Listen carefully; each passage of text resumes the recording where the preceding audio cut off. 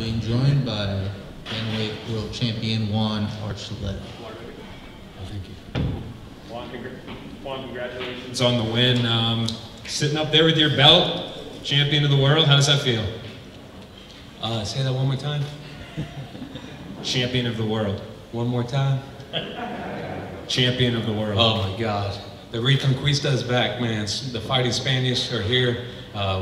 We're known to conquer, and in there with Patchy Mix, a valiant opponent. You know, he gave me all I could handle, and I gave him a lot more than he could handle. And I'm here, man. I'm here to stay. I'm here to dominate and conquer the 135 division, no matter who it is.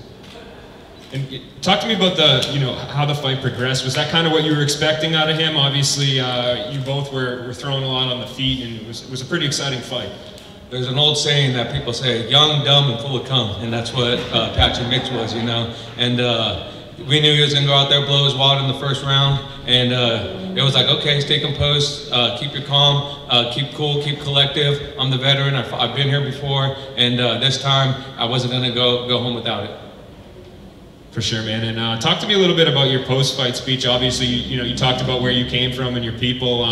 How important is it for you to represent them on the big stage? I think it's important for everyone, you know, to realize where they do come from. The United States right now is struggling with who they are. We're the United States. We're united, and we all come from different places in this world. And I'm not afraid to show who I am. I'm not afraid to represent who I am, and neither should they. This is what our platform's for, is to represent who you are, and don't forget who your ancestors are. Whether good or bad, you have the decision to change that, and I'm here to change that on my family. You know, we came and we conquered, but we also civilized here with my other side of my family, the natives, and I'm proud of that. I'm proud to be an American. I'm proud to be United States, and I'm proud no matter what. And you also gave a big shout out to your training partner, Cub Swanson, who was in your corner tonight. Can you just talk about that a little bit and how he's impacted your career? Yeah, man, our team, as you can see, is full of adversity. We got, Cub Swanson. There's no greater role model to follow than Cub Swanson. He's been there. He should have had title fights. He should have had this, should have had that. And you know what? He never complained. He always shows up ready to fight and ready to perform in front of the fans. And when I had excuses because I lost my title fight, he said, buck up, be a man, own your loss, and go out there and keep fighting, because that's why we fight. And so, huge shout out to him. Huge shout out to TJ Dillashaw, being able to keep my composure, stay strong, stay training. We have battles, me and him. If you see us in the gym, you think we're two Tasmanian devils, with Cub in there, myself, TJ, we go in there, we scrap every day. And you know what? We love each other, man. That's so emotional, being able to hug them and be able to show them that our hard work had paid off. And, there's a new champion in town at the 135 division, and that's me, across the world, across the board. One, the body work throughout the fight was phenomenal, multi-punch combinations, all this stuff. Was that always a game plan going into this fight? Play the long game, work the body, and you knew with your experience and his lack of experience and his step up in competition, it was going to be your fight 3 for 4, 5th round?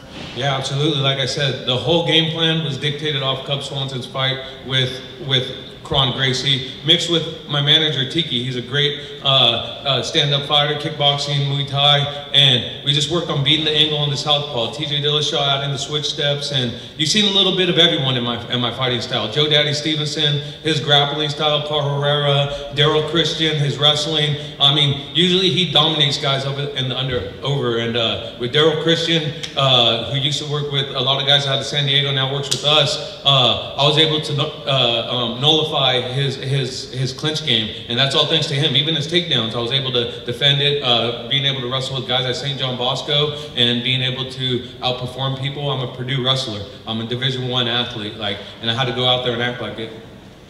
A big story in your fight with Patricia for the title was the last minute change where TJ was not in your corner. How big of a difference was it to have him in your corner for this title fight? Was it big?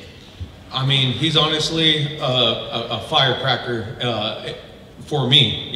He's a guy that goes in there and lights the fuse for me and able to let me go out there and blow up. Let me go. When you have a champion in your corner that's been there and that's been walking through those steps, when you have veterans in your sport and people who corner you that actually fought in the UFC, fought in MMA, fought in all these organizations. You have full belief in whatever they say, and you're going to do whatever they say. They play me like a video game when I'm out there. They call something, I'll take a second, and the guy's like, and I seen him, oh, he's going to do this, and then he forgot I was going to do it, and then it's still stuck in my head, then I do it, and it plays well. So, you know, full thanks to my corner. I wish I was able to have Joe Daddy Stevenson here, but, you know, unfortunately the commission, they only allowed me 3 corners.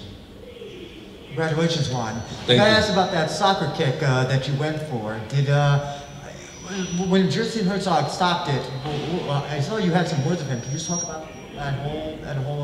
Well, if you see my fights with William Joplin and other fights, you know, and he's doing his job, like, great job on the referee. Like, I'm a guy that makes the referee do his job. Like, if he says it was illegal, I'm like, okay, but please re-watch it. Like, I thought I got poked in my eye, and he said, no, you got punched in the eye. I was like, okay, I thought it was a finger, I apologize. But, you know, William Joplin, same thing. As he came up, I threw a soccer kick, and it landed, and his hand was off the mat. And same thing with him. I throw it in practice just because I know in real life I'm going to throw it. And I don't throw it hard in practice, but it's practice. You know, practice makes perfect.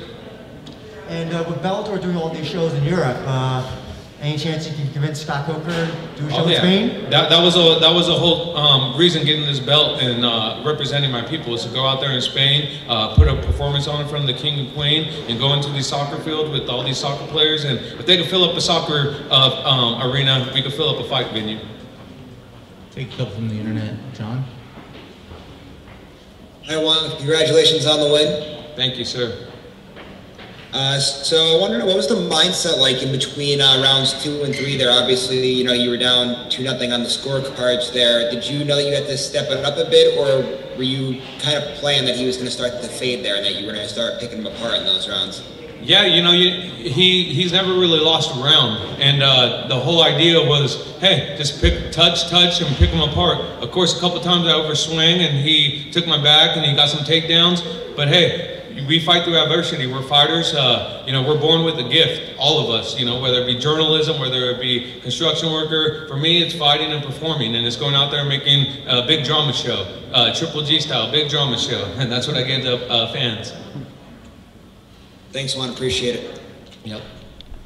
Okay, well, congratulations on the win tonight. Have you thought much about what being champ and holding the belt is going to be like now? Because you've been chasing this for a while. Now you're going to have the target on your back.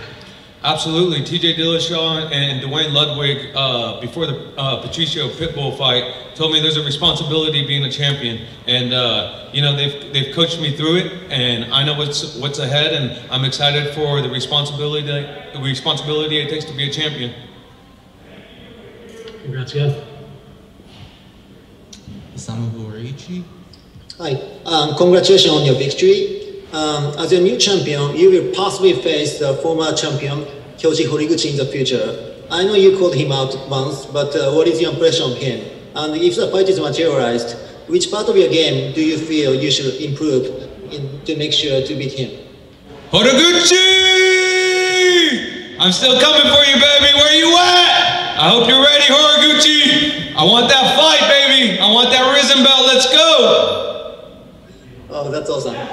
And also, the partnership between Bellator and Rising gives you another Japanese potential opponent, who is a current Rising bantamweight champion, Kaya Sakura, who actually knocked out Horiguchi once.